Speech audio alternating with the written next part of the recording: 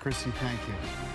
Our other top story tonight, stunning news. Arizona Senator John McCain diagnosed with an aggressive form of brain cancer. Doctors discovered it Friday when they were removing a blood clot from behind the senator's left eye. They realized that clot was caused by the cancer. They removed the tumor, but that is not a cure. This will require further treatment, chemotherapy, radiation. The senator already talking to colleagues about undergoing chemo. And this is a grave diagnosis. The 5-year survival rate for anyone over 55 is only 4%.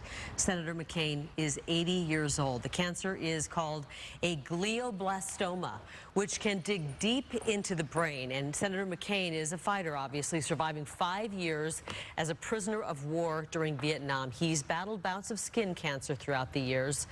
So we're all hoping that he can fight this and fight it well.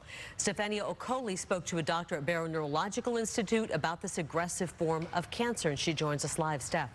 John and Carrie, this is without a doubt a very scary diagnosis, but there is new research and treatment that has increased the survival rate for many people. We're talking about research that's evolving every single day, and that really is one of the biggest factors when hoping for a longer prognosis.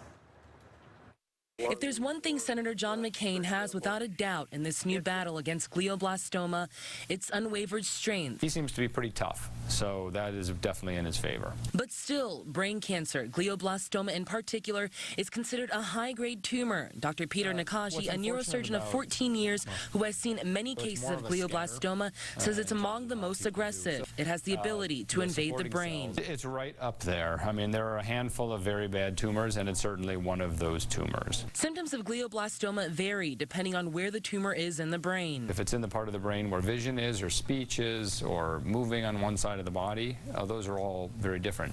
Most people present with some combination of headache, maybe nausea, vomiting, that kind of thing from pressure in the head. With almost every cancer diagnosis, the prognosis is among the biggest concern. Age can be a factor. For glioblastoma, that is the case. Senator John McCain is 80 years old. It always helps to be younger for everything in terms of recovery, and no question, older people usually is more aggressive. The battle is a difficult one, but there can be hope for a longer life. Dr. Nakaji says this is also dependent on the genetics of the tumor. Two tumors could be completely different even though they look the same, and some of them will respond better to treatment. So I think we're all hoping that he has one of the types that's more amenable to treatment. Absolutely, and that is, of course, something that still needs to be looked into. As Senator McCain's office said in their statement, they still need to review the treatment options, which could include, as you mentioned, Carrie, chemotherapy and radiation.